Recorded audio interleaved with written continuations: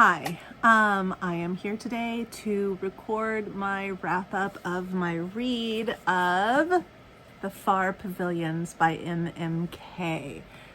This was a love affair for me, with all its ups and downs. Every love affair has its highs and lows. I have some questions that were posted for you to access as well if you were reading through this book with me, but they are there. They're in my link tree. You can still access them if you want to think through these questions, or if you want to print them and save them for later if you're planning on reading the book in the future. They are interesting questions. There are 9 of them, and we're going to dive into them, some more deeply than others, because I don't want to ruin anything for you in this read. The first question is, which characters do you view as heroes, heroines, and why? Label which you consider the bravest, the most loyal, the one most capable of love, the one with the most integrity, the kindest, the most selfless. So first, a little introduction to the story. This is the story of Ash, or Ashok, depending on his moment in life. He is the infant child in the beginning of the story. He's not an infant through the whole thing. But in the beginning of the story, he's the infant child of a British botanist and a British woman who came over to India looking for a husband. They meet each other and marry in India, and the baby is born in India, but the mother dies in childbirth. And he is raised by his father and his father's friend and a nanny woman, an Indian woman named Sita.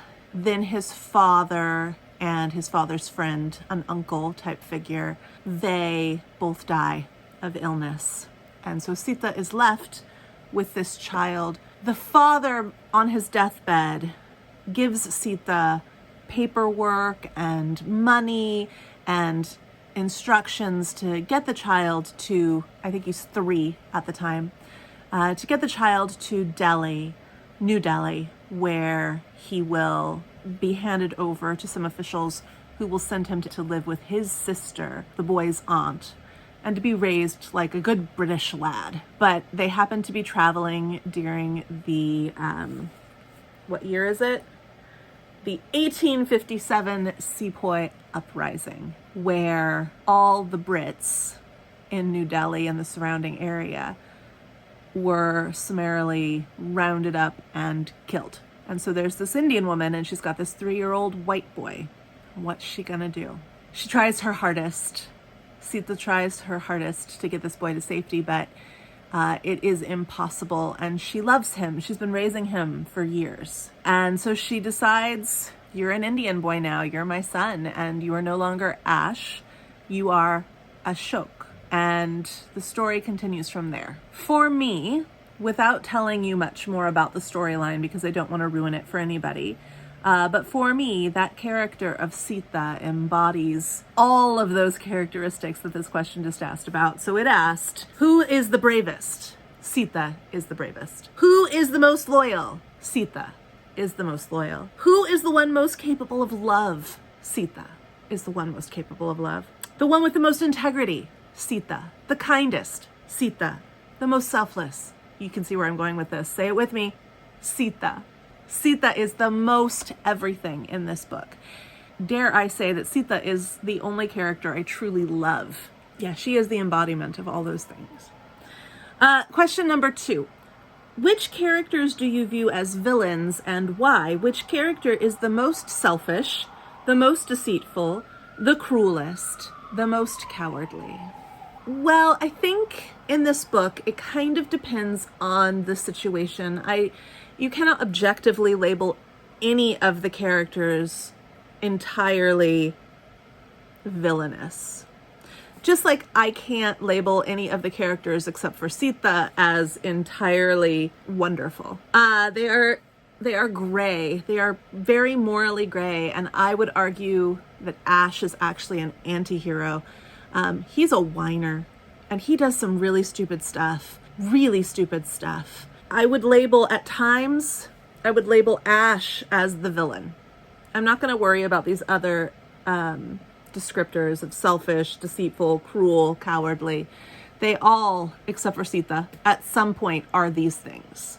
But Ash, I think, I have written for myself multiple specific instances where he is the villain. I'm not going to tell you those instances because it would ruin the storyline for you.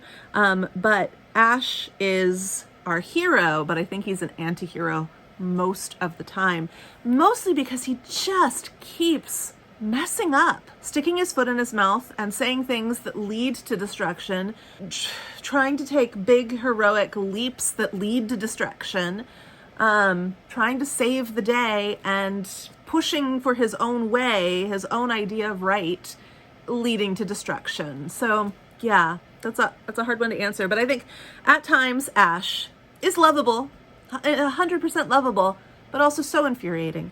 And then sometimes there's this character, not sometimes, all the time, there's a villain who is the Rana of Bithor. He's a scumbag. And then there's Lalji. There's Anjali, otherwise known as Julie. Ash's father, Ash's mother. There's a lot of really morally gray characters in this book, which is part of the fun. Question number 3. What setting in the book would you most like to see? Well, I have had the joy of living in these places. I lived in northern India. The author was born in the area and got married in the city adjacent to the city that I lived in. So I've seen these places. I have not seen Afghanistan, which there's a whole section of the book, kind of like a detour, a huge detour, where we kind of go into a different narrator's voice. Ash's friend Wally, we kind of focus on Wally's story, and Wally is involved in the 1879 culmination of the Second Afghan War, which is a war that's taking place while England and Russia are disputing the territory. They're wrangling and fighting over who gets that territory, which is Afghanistan. Like, it is its own place, and Russia and England are fighting at that time over who gets ownership of it, regardless of the fact that it was its own place. So there's this whole storyline about Wally, and I have never been to Afghanistan, but I've been to Ladakh, and that's an amazing place, and that's I think it's kind of equal elevation, culture, very, very different. Ladakh is very much a Buddhist place.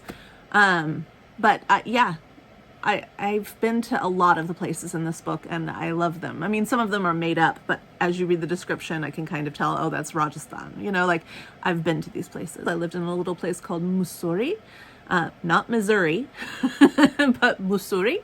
And it was a great place to be. It was a really wonderful place. It's what's known as a hill station. And the book has a lot to say about hill stations. It has some great quotes about, how they're not reality, they're not real life. And I would argue that that is still the case, even though it's not a, place set aside for the British Raj. Hill stations are definitely places where people go for vacations and to relax and to get out of the heat.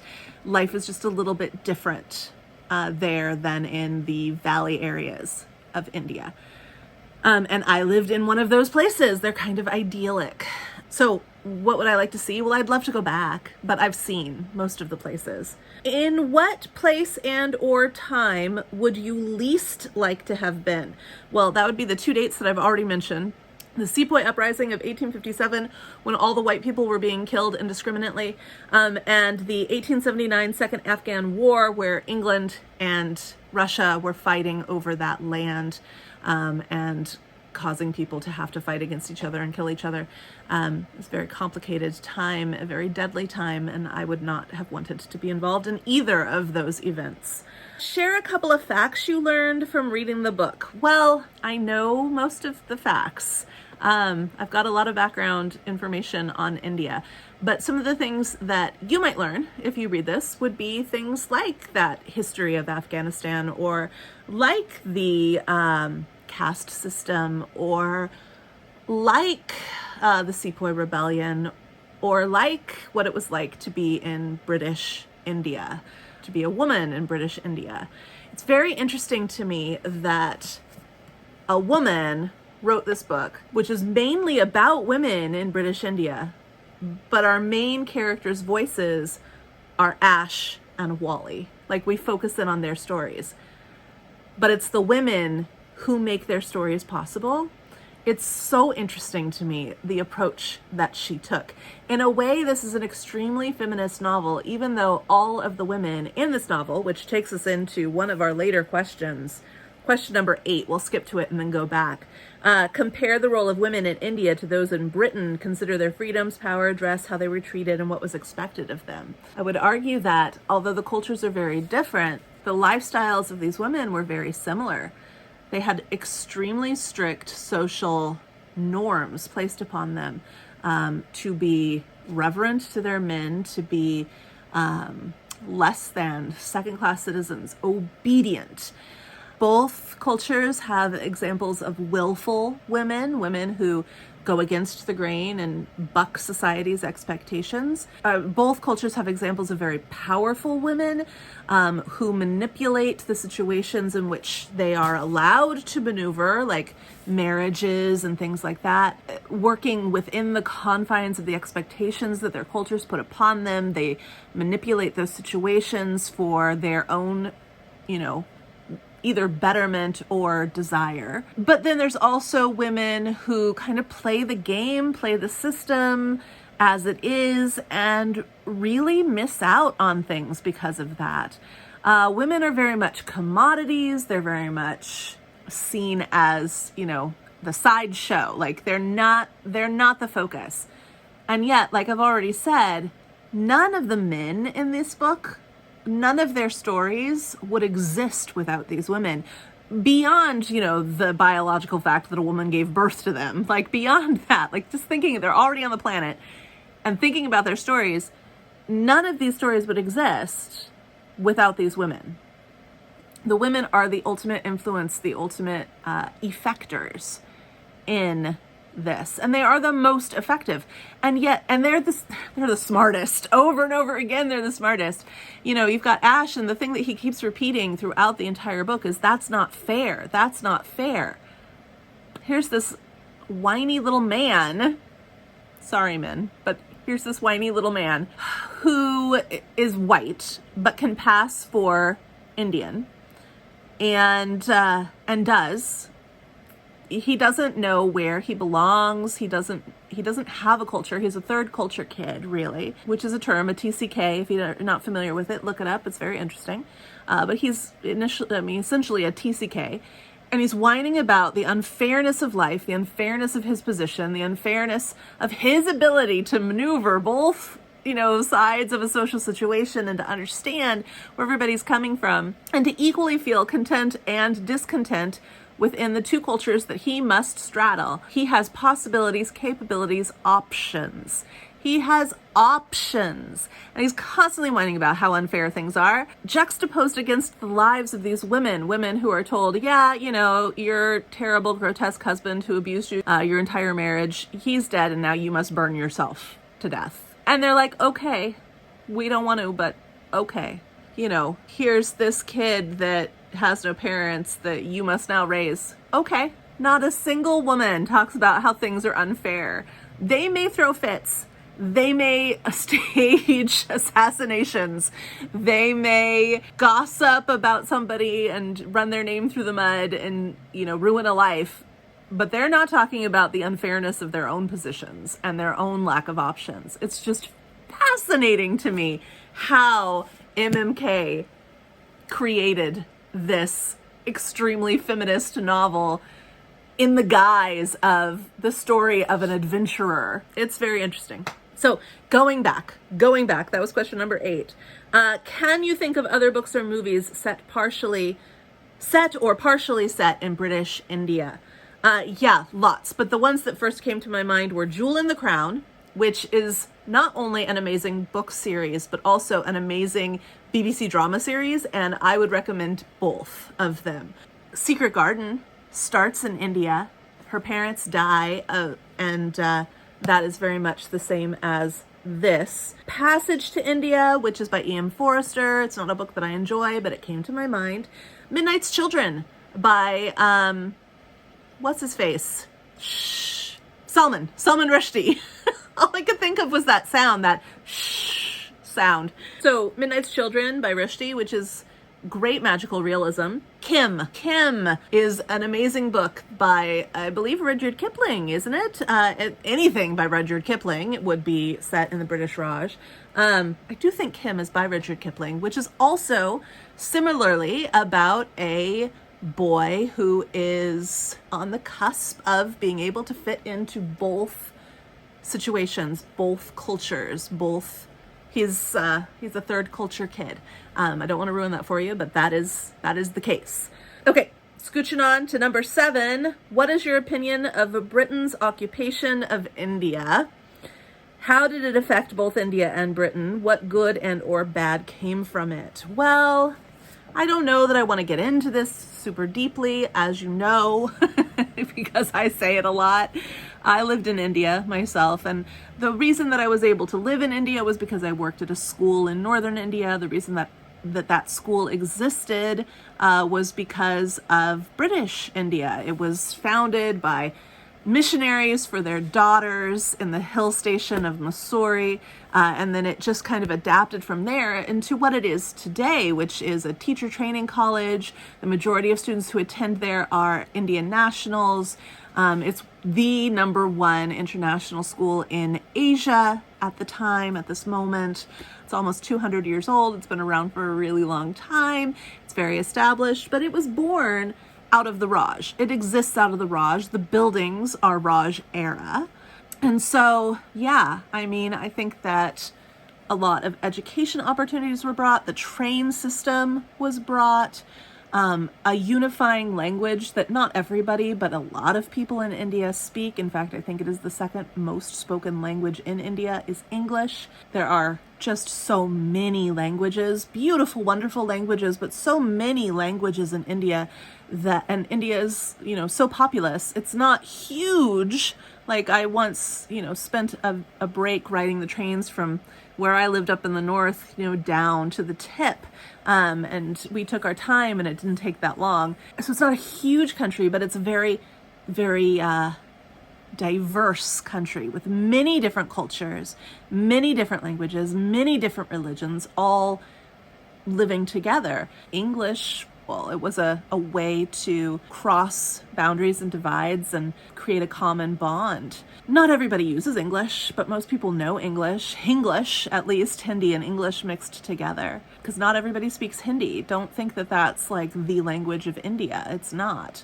But a lot of people speak it. So those are positives, but also England took a lot from the country, a lot of wealth and a lot of their best people and enslaved people, indentured them, took advantage of their women, took their best of their best. Also infiltrated their culture, like wiggled into their culture, like English. That's not endemic to India. There's a lot of things that are Indian culture now that aren't purely Indian culture because England was there for such a long time with such great influence.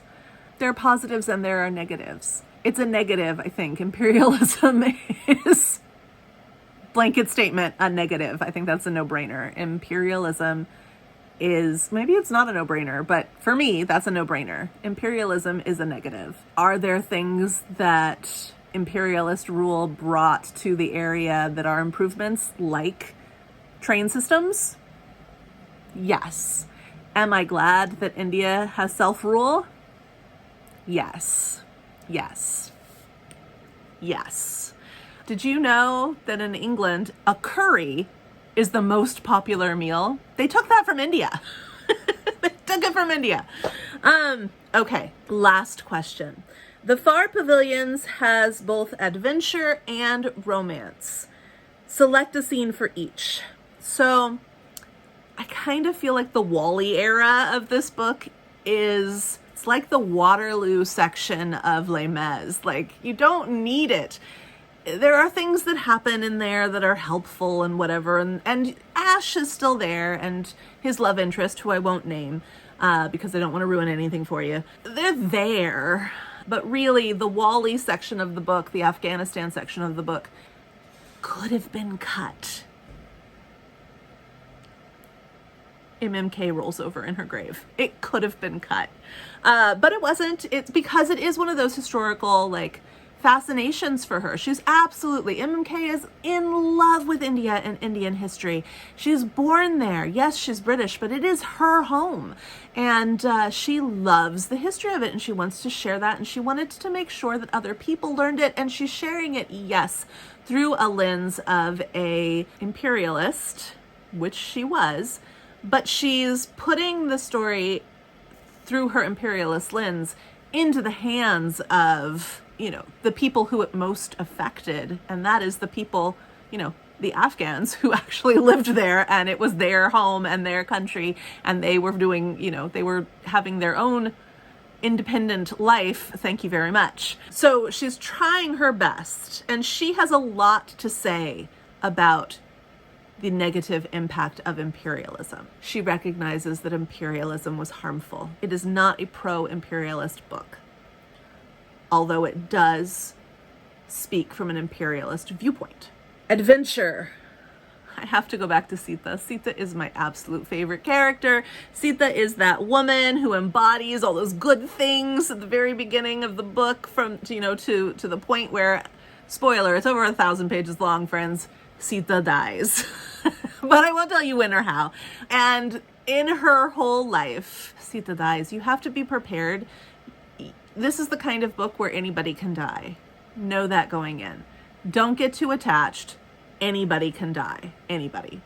At any time. Sita, she, the whole storyline, which I've already kind of told you about from the very beginning, of her maneuvering with this white child through Delhi, keeping him alive, getting to her destination over and over again as her destination changes, as she has to revamp, you know, what she's going to do and how she's going to try and save this boy and get him into the hands of the people who can get him to safety in England.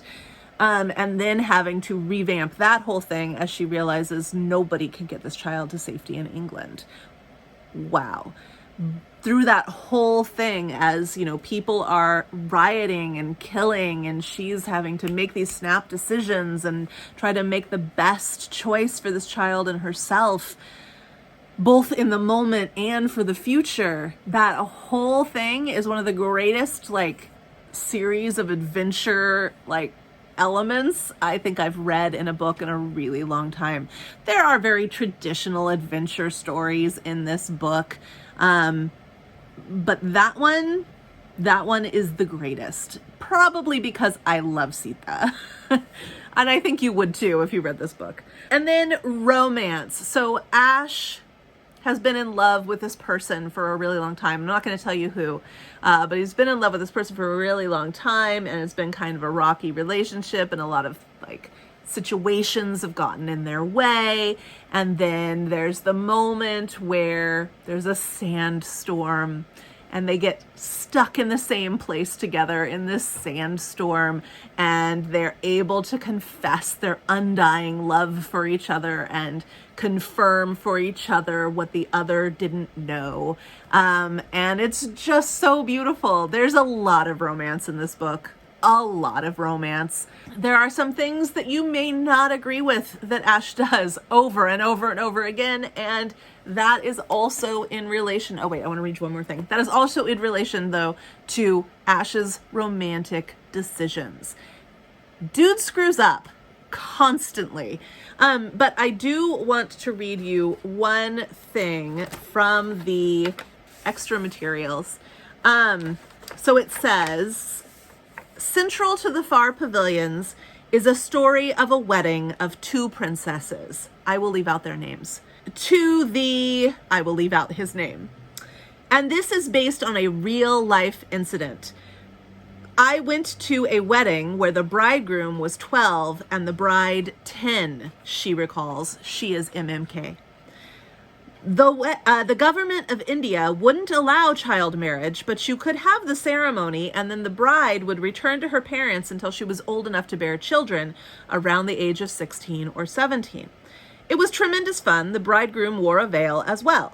There had been a tremendous row between the bride price, and my pa had to settle that, but it turned out that the bride was 26.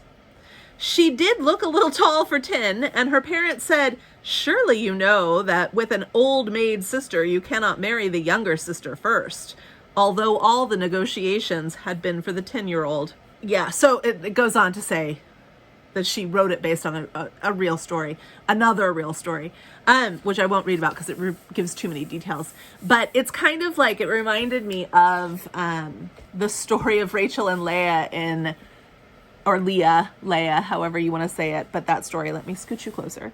The story of Rachel and Leah in the Old Testament and Genesis, and how he, ends up marrying the wrong one because she's veiled and he doesn't get to see her. Jacob doesn't get to see her. It's kind of that sort of situation where these families, for the dowry price of one daughter, they end up marrying off the one that they'll never marry off, while they marry off the youngest of their children, who wouldn't be required to consummate that marriage until she was old enough. But still, suddenly you're a man thinking, or you're a boy thinking that you're about to marry a girl, and you get two brides for the price of one, and one is old enough to be your mother. That's a mess. That's a mess. But there's a situation like that in this book, and it's based on a real life experience and story that she not only encountered, but then heard about later as well. In short, The Far Pavilions is a fun adventure story, romance, infuriating characters. The ending lacks a little resolution. It's not set up for a sequel that never got written. It's not like the other book I love, Forever Amber. I think Forever Amber is still in my number 1 spot. But this is number 2 for sure. But there's definitely a lack of resolution. And knowing the characters, like, there's a melancholy to it, even though it is quite hopeful. So just prepare yourself. There's not like a fairy tale ending. That's it. There's not a fairy tale ending. Yeah. And I say that the whole Wally section can be cut out, and it totally can. But if you're going to read it, don't skip it. Like, you can skip it the second time you read it, but don't skip it the first time you read it. Just like you should read the Waterloo section in Les Mis. Please go back and read the Waterloo section in Les Mis. Anyway, that is that. That is my wrap up of The Far Pavilions by M M Kaye. What a ride this has been. I enjoyed it so much, and it made me homesick for India, even though most of the India sections are about war and death and killing people and dying of dysentery and all those fun things. It still really made me miss India. It was really fun to not have to use the list of terms in the background, because I knew what they all meant, and I haven't read those terms or heard those words in decades, and it all came flooding back every time I read a word. I was like, oh, I know that word. Yeah, so it was just a fun experience for me. If you've spent any time in India and you've never read this book, you really should. I think that you'll love it. 5 stars. Second favorite Beans Big Book Bash book of the year thus far. Such a fun time with M M Kaye. She's a beautiful story writer. It's a big book, but it reads so fast. You don't feel like you're reading most of the time until you start to really kind of slog through Afghanistan. Which maybe that would be your favorite part. I don't know. For me, it wasn't, but maybe you would love it the most. All that being said, this was a great read. This was a great story. I highly recommend it. And next, we're moving on to The Thornbirds, which should be another great read and another great romance and another great adventure story. I've never read it, and I'm so excited to read it. It's about half the length of The Far Pavilions. I think my intro video has already gone up, but maybe this one is going up before. I don't know how I'm going to schedule it. But yeah, I'm excited about that one. If you want to read The Thornbirds with me, please do. Let's go read.